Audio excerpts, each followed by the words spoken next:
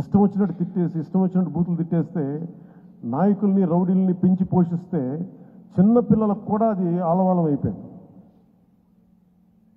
అందుకని law and order విషయంలో మీరు చాలా టఫ్గా ఉండండి.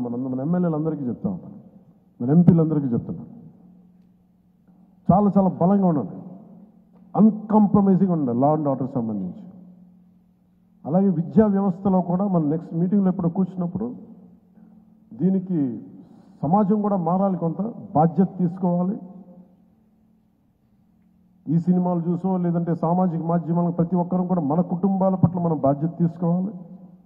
ఇదే నేను cabinet meeting, last cabinet meeting నేను వస్తూ ఉన్నప్పుడు ఒక తల్లి ఇక్కడ వచ్చి ఆగింది. నేను చాలామందిని మాట్లాడుతున్నప్పుడు ఆ తల్లి వచ్చి చెప్పింది, నా బిడ్డను తీసుకెళ్ళిపోయారు, 2-3 అమ్మాయిలు తీసుకెళ్ళిపోయాడు. అంతకుముందు ఆ కుర్రాడు 16 ఏళ్ళు వచ్చింది, తీసుకెళ్ళిపోయారు. ఇక్కడి నుంచి వచ్చిన వారం రోజులు పట్టుకెళ్ళిపోయారు అబ్బాయిని. 9 నెలలు అయిపోయింది, ఎవరికి చెప్పుకోవాలో తెలియట్లేదు.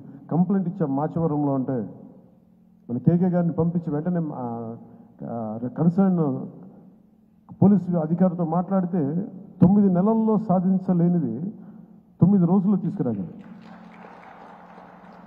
ఎందుకు చెప్తున్నానంటే విజయం అని కాదు, ఒక చిన్నపాటి అధికారం ఇంత చేయగలదు. అలాంటిది 3000 మంది ఆడబిడ్డలు అదృశ్యం అయిపోయారు. వచ్చిన ఏ పరిస్థితుల్లో తిరిగి వచ్చారో మనకు తెలియదు, వాళ్ళలో ఎంతమంది తిరిగి వచ్చారో తెలియదు.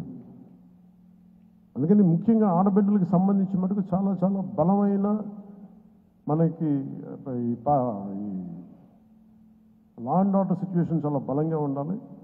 అందుకని మనందరం కూడా పర్సనల్గా అపార్ట్ ఫ్రమ్ పార్టీ మనందరం కూడా దీనికి భవిష్యత్తులో ఇలాంటివి జరగకుండా, నంద్యాల ఇన్సిడెంట్ లాంటివి జరగకుండా ఉండాలంటే ఏం చేయాలి? మాధ్యమాల్లో, ప్రసార మాధ్యమాలు కూడా నా కోరిక ఏంటంటే ఎంతసేపు తిట్ల పురాణాలు కాకుండా మీరు ఇవ్వాల్సింది ఇలాంటి చర్చలు, ఇలాంటి దుర్ఘటనలు జరగకుండా ఉండాలంటే ఏం చేయాలి, దాని మీద కొంచెం హెల్తీ డిబేట్స్ పెట్టండి.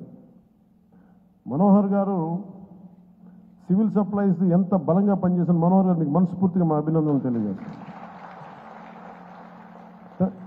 పొద్దున హైదరాబాద్లో కూడా మాట్లాడతారు, అధికార యంత్రాంగం అందరూ మీరు చాలా బాధ్యతగా ఉన్నారు, భయపడుతున్నారు ఏంటని అడిగితే ఇట్లా సివిల్ సప్లైస్ ఇంత బలంగా ఉంది, పనిచేస్తాను. మనోహర్ గారికి అభినందనలు తెలియజేస్తాను. మీరు రావటం వల్ల రేట్లు తగ్గినాయి, మొత్తం నిత్యావసర వస్తువులు తగ్గించారని మీకు హ్యాట్స్ ఆఫ్ మీకు. అలాగే కల్తీ చేస్తున్న ఎవరికైనా సరే మనకి పౌర సరఫరాలకు సంబంధించిన పబ్లిక్ డిస్ట్రిబ్యూషన్ సంబంధించిన రైస్ని అక్రమ ఎగుమతుల్ని ఖచ్చితంగా బలంగా ఎదుర్కొంటాం. అది రేపు క్యాబినెట్ మీటింగ్లో కూడా మాట్లాడుతుంది దాని గురించి. పెట్టుబడులు వచ్చేలాగా, భవిష్యత్తు ఆనందదాయకంగా ఉండేలాగా, అందరికీ ఉపాధి అవకాశాలు కల్పించేలాగా భవిష్యత్తులో మనందరి కార్యక్రమాలు ఉంటాయి. మీ అందరికీ నేను అండగా ఉంటానని తెలియజేసుకుంటూ, జస్ట్ ఒక 2 వీక్స్ ముందు మీరు నాకు దయచేసి మీరు అందరూ అపాయింట్మెంట్ కావాలి, మీతో నాతో మాట్లాడాలంటే నేను మీకు అందుబాటులో ఉంటాను.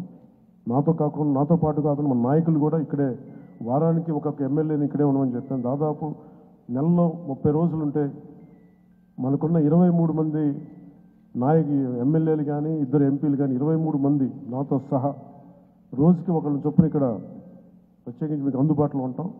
మీ నియోజకవర్గపు కష్టాలు కావచ్చు, ప్రజల సమస్యలు కావచ్చు, ఏదైనా సరే మీకు చెప్పుకోవడానికి మీకు అండగా మీకు ఇక్కడే ఉంటారు, కనీసం ఒకళ్ళు ఉంటారు.